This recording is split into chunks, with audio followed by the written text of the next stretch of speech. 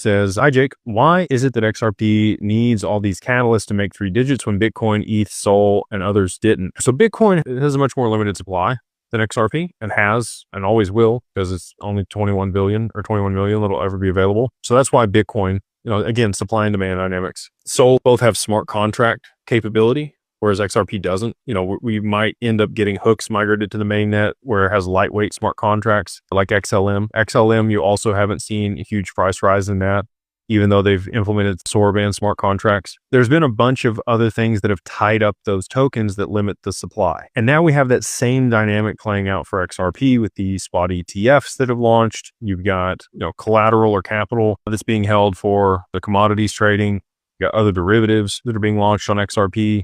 You got stable coins and other things on the XRPL that are causing more volume in transactions. Anytime you see more volume in transactions on a network, you're going to get price appreciation of the underlying asset.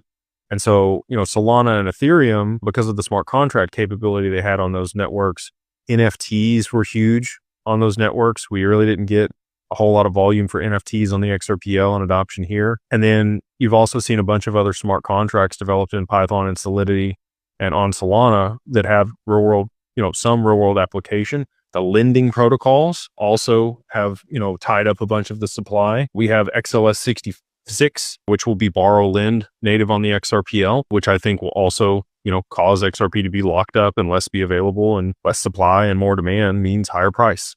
So those three in particular that you mentioned there, they've already had situations where the supply was limited and there was a significant amount of demand for the asset. And that's what caused the appreciation of those tokens and the liquidity to move into those ecosystems. And we're right here on the forefront of that for XRP. So hopefully, that's why we need all these catalysts and we need the adoption of the network so that we get the volume and then the price appreciation.